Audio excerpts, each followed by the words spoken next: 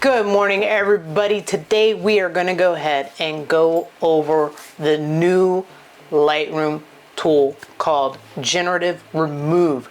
This tool is amazing when you use it properly. And the reason why I say that is because I kind of got things botched a little bit, and I'm going to show you that as a bonus tip. So if you stay to the end, I'll show you how I managed to mess it up. After I recorded it, I kind of realized even more where I messed it up. So before we go into that, I'll actually kind of tell you where I think I made the mistake with using the tool itself. So this is a very powerful tool. So now we no longer have to go into Photoshop to remove big objects. I mean, this is like a really cool tool. So needless to say, let's go ahead and jump in. Let's see how we can use it. And I'm not saying that you guys can't go back to Photoshop. Definitely, use Photoshop and go back and forth and all that other fun stuff like that, because I know that in Photoshop you can still kind of refine things a little bit more. But this is a huge jump for Lightroom, and this new tool came available in May. So let's get going. All right, so we're looking here at a picture of a bird, and what you have over here on your far right hand side, this is where all your tools are. You have your masking tool. We're not going to go into that. That's your with your red eye when you want to fix that. This is the new tool that is in the panel of remove. You can go ahead and crop and then also edit. So let's go ahead and click on our eraser tool. Now, the name of the panel is called remove. You have your traditional clone. That is where you have that copy and paste feature. You also have your healing, which means it kind of samples a little bit of this and a little bit of that, and then it tries to make what is going to look the best there. So when it comes to your smaller items, still using those tools are good. And then you have remove, which is basically your normal content aware. So let's go ahead and talk about that. Oh, I also wanted to mention real quickly here that this feature is powered by Adobe Firefly, and it is available in the Lightroom Classic, on the mobile, on the desktop, and Adobe Camera Raw. That's the other one that it's available in. All right, so jumping back over here to the computer. Now I'm going to go ahead and I'm going to zoom in. So if you were to use your regular remove tool, you just kind of click on whatever spot you need, and then it's going to go ahead and remove it. I'm going to go ahead and remove this other little spot as well. And you can see that just by using the normal remove tool, I'm going to go ahead and there's a thing that says tool overlay over here. I'm going to go ahead and put never for right now, just so that it takes it away, so that you guys can see that it has done a normal eraser. It has removed those little spots. Let's say, for example, we want to remove something really big. Now, in this particular example, I'm going to go ahead and remove this bar. The background is actually not very complex, so it should be a relatively easy fix for the generative AI to go ahead and fix. So what I'm going to do is, you notice that you have object aware and generative AI. Now, what it is let's say, for example, if you wanted to be a little bit more refined, you can use object aware when you are using the eraser tool. It does not work when you have the heal or the clone. But basically, when you're in the remove feature and you hit object aware, it allows things to be a little bit more precise when you are going over it. It's going to really kind of pick it up here. Okay, so you can kind of go all over it, and it goes, okay, I'm going to figure out what your object is. Now what we're going to do is, it's going to do its thing right now real fast here. Hopefully not, maybe not. I'm going to go ahead and hit cancel. No, because I don't want to see how it really zoned in really nicely here. I'm going to hit cancel, so it's like you can kind of brush over it and you don't have to be as clean about it, so to speak. You don't have to be like, oh, so precise. It will do its own thing and figure it out. All right, so now I'm going to hit cancel, because I want this to do it with generative AI, because I'm going to replace that whole entire bar here, and it's a bigger object. If it's a smaller object, then that's fine. You just use the object aware. You can be more refined on that remove tool. But if it's a big object, we're going to use generative AI. And just so you guys know, I was doing some research. I did not actually find this bit on the Adobe site. I found this in an AI generated answer. So take it or leave it, because I was not be able to find a credible source, right? But it says that when you're using this tool, it's a 1024 by 1024 pixel ratio, so to speak. And then also too, is it limited on how many times you can use? I found an answer that said 250 times. And this is an early access tool right now, but right now it says when you have the Creative Cloud, it's 250 times that you can use this. So just be aware that you may not be able to do it on 1,000 photos, that you may only be able to do it 250 times. But like I said, I was not able to confirm that on the Adobe site. I found it through an AI generated answer tool. But needless to say, let's jump back into this photograph here. So now what I'm going to do is you can do things like you can change the size of your brush. So I'm going bigger and smaller. And by the way, I'm just using my little scroll feature on my mouse here, and then I can also click on it and I can drag it and make it bigger or smaller. Okay, depending on how much of an opacity, you can change your opacity here. And then you can also visualize spots. So if you click on that, it kind of shows you where the lines are and everything else like that. But I think for this one, we're not going to use that tool, because we can honestly, I feel like I can see this bar just fine without using the visualize spots. But if you wanted to get more refined, you could use that visualize spots there. So I'm going to go a little bit bigger than this. I'm going to go ahead and go down here. And I'm trying to get the whole bar, and it kind of didn't let me get the whole bar here. So I'm going to let it kind of do its thing. Oh, it did go ahead. All right, so that object aware must have kicked in for me. All right, so one of the things that you may want to do is you may want to add or subtract some of where it was, kind of going, right? Now, I don't want it to take away from this rock. And this is a little trick. If there's some part of it that you don't want it to take away and you want to keep that there, you want to go ahead and subtract that area back a little bit. So like I do want it to be able to keep that rock, and maybe because the bar here, maybe the rock could go a little bit higher. I want to go ahead and take back that rock so that way it knows that, hey, I want that rock there.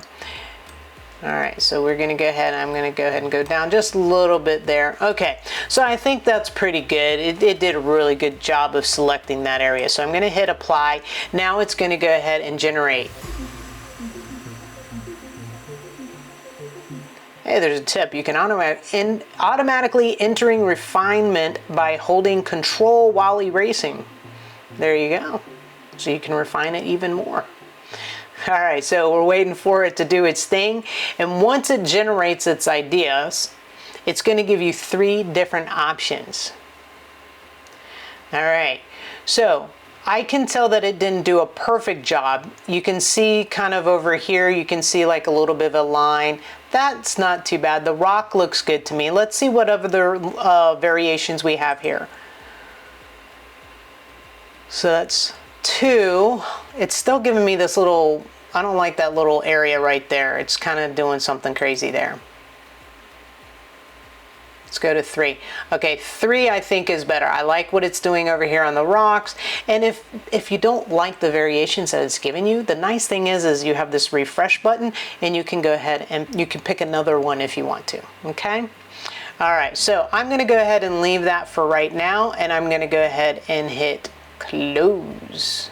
All right, so I didn't like the fact that there is just kind of this little area right here. I didn't like how it kind of left a little bit of a line there. So what I'm going to do is I went over here to my heal tool, and I'm going to make real quickly, I'm going to make a little line here. I'm going to see if I can't get rid of that little line there. If you need to go back and refine, you can. Notice that I used the healing tool, and I was able to kind of take out that line.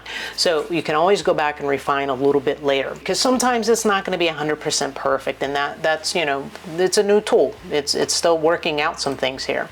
All right, next up, let's go ahead and look at this alligator. Now this one is obviously going to be a lot more complex. Why? Because we are literally going to try and attempt to go over this alligator snout. So remember, you can use your clone and heal for smaller things, just the plain old remove for smaller items. But because we're doing something big, we're going to have object aware and generative AI go ahead and take care of this big object. So I'm going to go ahead and get my brush going here. Remember, because I have that object aware, I don't have to be as precise. Okay, so right now it's analyzing, it's thinking, it's gonna go, okay, this is where we want our mask. And you know what, because remember I said that if you want to if you want to make sure that you keep something in there, you have to take that bit of information away, right? Okay, so we're gonna go ahead and hit Z to zoom in onto this. I'm going to hit my space bar, I get my little hand, and I'm going to come on over. And then I'm going to go ahead and hit subtract here, because I'm going to subtract some of this snout, because I really want this snout here. And I'm okay, there's like this little bit of leaf or whatever. I'm okay with whatever is there. I want to make sure that I get those teeth in. I am being a little bit more precise, because not overly precise, but I mean, I want as much of this snout to be in as possible, okay? So I want teeth in so that it knows that, yeah, I want those teeth in. I'm gonna go ahead and go here, but even though, see how there's that little tooth there, but you got the leaf there. So I'm gonna go ahead and add that back in, because, yeah, it's gonna have to fix that because it's got the leaf over it.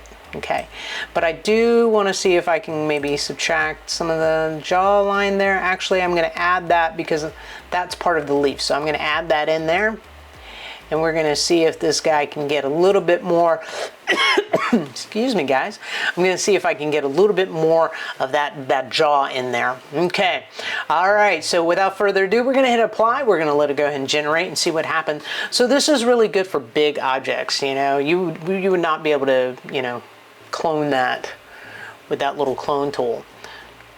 So go to variations to renew more options. Still don't find what you're looking for, generate again. All right, so without further ado, okay, all right, so I'm looking at this. The snout doesn't look too bad, the teeth don't look too bad.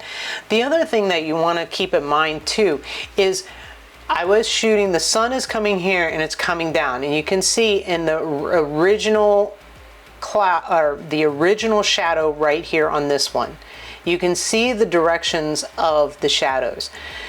The other thing, like with this particular case, because I was shooting in harsh shadows because it was a little bit later on in the day, notice that it did look like this leaf, that would be a shadow that would go right here. So this leaf is probably where that cast is coming from. So that's making it look more natural and not so fake, because, you know, most people probably would not pick up that that shadow was there, but we want to make sure that the shadowing is going the same way so that it doesn't look like it was altered, okay? All right, so we're going to see what other variations it has. Actually, I'm kind of very happy with level 1 here. His teeth look good, everything looks good here. Let's see what it does with 2. Well, he lost a little bit of weight on his snout. Teeth still look good to me. And then let's see what 3. Okay, so now his snout kind of got a little bit thinner there, and I kind of feel like 2, 1. I kind of like 1 because I feel like with 1 you could see through his teeth a little bit, and I think that really does a good idea. That looks aesthetically pleasing. All right, so now you guys have this awesome tool that you guys can use. So, you know, if sometimes you photograph something and you're shooting through something, you can kind of fix it up now, which is absolutely fantastic. Get rid of those distractions that you don't want anymore. Now, next up, I told you guys if you stayed to the end that I was going to show you a bonus. So what I did is when I hit the object aware button, it took away everything, which was fine. That's what it's supposed to do. But then I hit the generative AI button and it did some funny things. So go ahead and go into that next clip so that you can see what happened. All right, so what I realized is I accidentally deleted my original clip. So actually I can make this a little bit more precise than what I originally did when I recorded the other video clip. But needless to say, I'm gonna go ahead and show you guys what happened here. So this is going to be the original photo. All right, you guys, so here's the picture, and it's of 2 vultures and a crested caracara. This was the first time that I ever was able to go ahead and take a picture of a crested caracara. But anyways, it was on the side of the road. There was some roadkill that's not in the picture. But needless to say, this particular vulture right here, I decided that I was going to go ahead and I went ahead and used object aware. So what had happened, I'm going to try to, it's hard to kind of see the screen and do the video at the same time here. I had hit object aware, and then I went ahead and took out the vulture, which it went blank, which was fine. But then I went ahead and hit generative AI afterwards, and this is what happened. And it totally cracked me up because I was not expecting this. I thought it was going to try to fix the road, and it ended up adding in this other bird.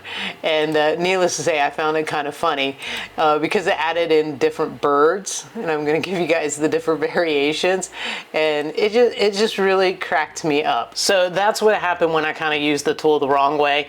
Needless to say, guys, AI is here to stay, whether we like it or we don't like it. I don't know necessarily how much I would use this for my wildlife stuff, because I really do kind of like to shoot things the way they are. But I can see that there may be times that I'm going to go like, I really don't like that, and I may take it out or something.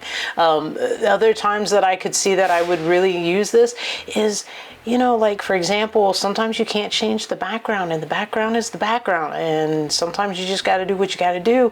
And you know, let's say there was a trash can in the background, like if I was photographing a person, or there was a picnic table in the background, and maybe I didn't have enough depth or couldn't use a long enough lens to really be able to create a lot of bokeh so that I could get rid of what the background looked like. So I could see myself, you know, maybe taking out a trash can or taking out something in the background that I don't like.